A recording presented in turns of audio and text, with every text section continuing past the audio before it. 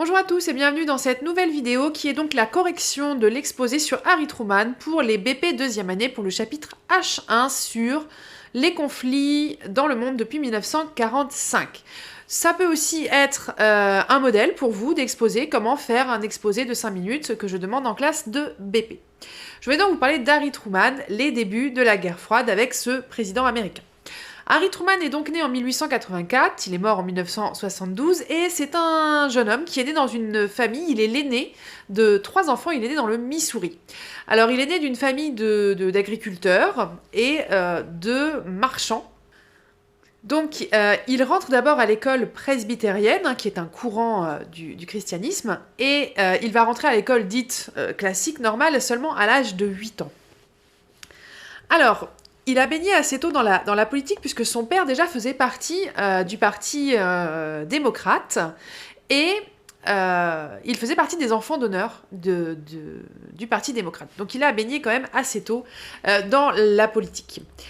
Il va être soldat pendant la Première Guerre mondiale en France, il va être officier, puis ensuite commandant, et on a tendance à dire que c'est dans ces années-là qu'il a montré sa capacité, en tout cas ses qualités, pour le commandement, pour donner des ordres, pour gérer des hommes et gérer des situations difficiles.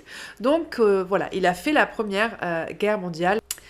En 1934, il devient sénateur, donc dans le parti démocrate. Vous savez qu'aux États-Unis, il y a 2 grands partis, les démocrates et les républicains. Les républicains seraient plutôt à droite et les démocrates seraient plutôt alors à gauche, mais c'est pas la gauche telle que nous on l'entendrait en France. Les démocrates seraient plutôt des centristes chez nous. En France. Donc il devient sénateur, et puis en 1944, eh bien, il est le vice-président du président Roosevelt en 1944. Malheureusement, Roosevelt est très malade. Et le 12 avril 1945, en plein mandat, le président Roosevelt décède des suites de sa maladie.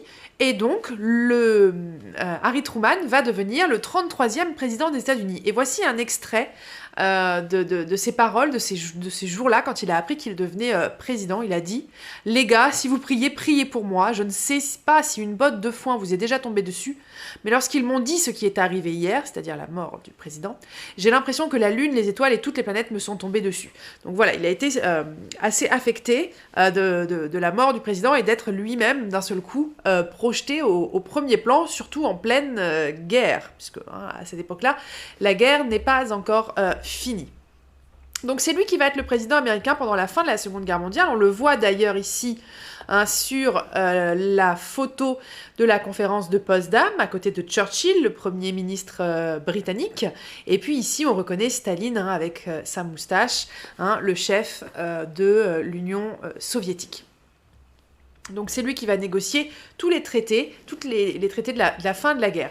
Eh bien, c'est lui aussi qui est à l'origine de la décision d'Hiroshima en 1945, quand les États-Unis décident de lancer la bombe atomique sur le Japon, sur 2 villes, Hiroshima et Nagasaki, et dans les mémoires, dans ce qu'il a dit en tout cas ensuite, il a dit « Je savais ce que je faisais lorsque j'ai arrêté la guerre, je n'ai aucun regret, et dans les mêmes circonstances, je le referai. » Donc il estime, lui, qu'il a arrêté la guerre par cette attaque, et que si la guerre avait continué, elle aurait fait des millions d'autres morts. C'est son avis. On ne prend pas parti en histoire, donc voilà ce qu'il a dit. C'est également lui qui va être au pouvoir quand l'ONU va être créée, et il y est favorable. Il est favorable à la création de l'ONU, l'Organisation des Nations Unies, qui est un organisme qui réunit tous les États qui veulent bien y participer, donc pratiquement tous les États du monde aujourd'hui, et qui a pour objectif de gérer les conflits, en tout cas d'éviter les conflits avant qu'ils n'éclatent, et de gérer les grands problèmes à un niveau mondial, et non plus chaque pays dans son coin.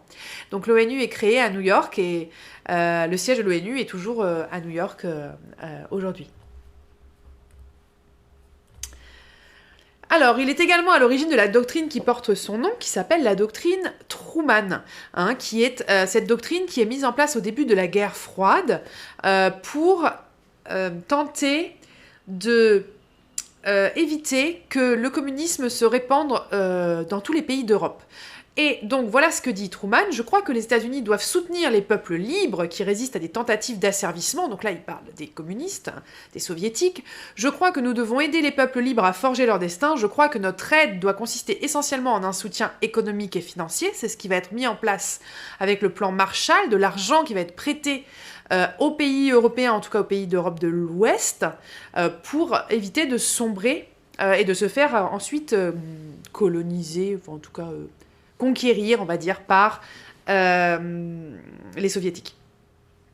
Maintenir la liberté des États du monde et les protéger de l'avancée communiste. Donc là, il dit clairement le nom, hein, il veut les protéger. Donc c'est lui qui est à l'origine de cette doctrine. Il dit, plus un pays est pauvre, plus il a de chances de tomber dans le communisme. Et là, on arrive vraiment au cœur de notre sujet, qui est la guerre froide, puisque c'est Truman qui va être au plein cœur du blocus de Berlin, quand Staline a fait des barrages dans la ville, sous prétexte de travaux. Truman a eu l'idée de créer un pont aérien qui va durer plusieurs mois, avec des avions qui vont partir de la partie ouest de l'Allemagne, aller se poser dans Berlin, ouest pour délivrer des vivres, du charbon aux habitants pour éviter qu'ils ne meurent de faim. Voilà. Et là, on voit vraiment ce que c'était que cette guerre froide, cette espèce de bras de fer où on n'attaque jamais vraiment l'autre directement, mais on essaye de trouver une influence. Et ce blocus va s'arrêter au bout de plusieurs mois, quand Staline voit que le pont aérien fonctionne et qu'il n'arrive pas à faire tomber la ville de son côté. Donc ici on a Staline, et là on a la caricature de Truman dans le blocus de Berlin. En 1948, les États-Unis, donc par le président Truman, reconnaissent la création de l'État d'Israël, et ça on le reverra dans le chapitre sur les années 90. Et puis il va être réélu, il va faire un second mandat de 1949 à 1953, donc c'est lui qui va autoriser, c'est pas le bon mot, c'est lui qui va déclarer la guerre en Corée, 1950-1953, avec ces deux Corées qui vont se diviser entre le Sud et le Nord, mais ça on le reverra en cours. Et puis, Truman, après avoir été deux fois président, a été donc 2 fois président, donc démocrate, jusqu'en 1953.